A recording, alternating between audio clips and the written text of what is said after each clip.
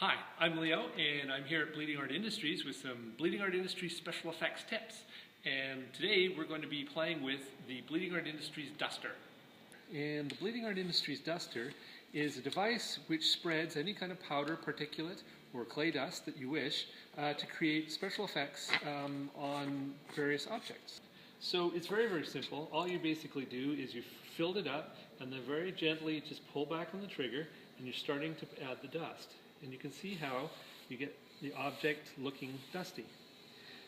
Now where would you might want to use this? You might want to use it, say, in kind of a old abandoned trapper's cabin where the dust has been on there very long and that you want things as people leave fingerprints as they dust stuff.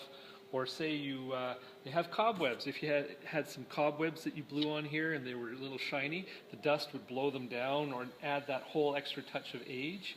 Or sometimes the duster is even good as a dulling device. So if you have a glare or something there and you just want to get rid of it and make it match a background, then you would have some dust or some clay dust and you would kill that glare that you would be seeing in there. And so really it's all dependent on how hard you push the little trigger and how much and what your particulate is. So now the duster is also good for things like if you were to do frost. So let's say we wanted to have this glass picture to look like it was frosted up.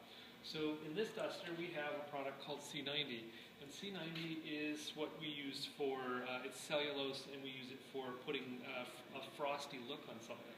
So in this case, we just take it and we start to dust up with the C90. We're getting kind of a frosty look going there. It's a little heavy, but whatever. And then if you were to take a scraper or whatever, you could actually scrape it off so it looks like you're actually scraping frost off of a glass surface. Another thing that one can do with C90, rather than just applying it directly to your object, is you might want to do a little spritz on the object. So what we'll do is we'll add a little bit of a spray to this, a little bit of water. That's a bit much.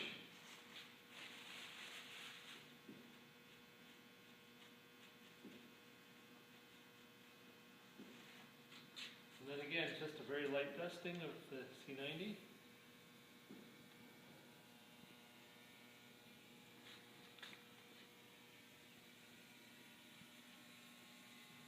Gives you a very defined ice and frost effect.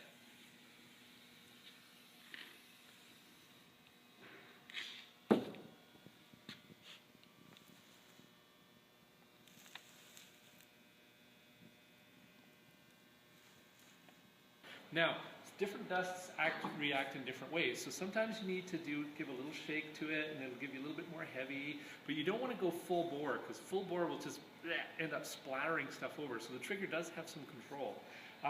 The other thing you want to watch out for is that you want to be wearing a dust mask or something like that when you're using this, because different aerosols will have different problems associated. Like if you're using clay dusts, you might have some free silica. The C90, although it's food grade, you don't really want that running around in your nose.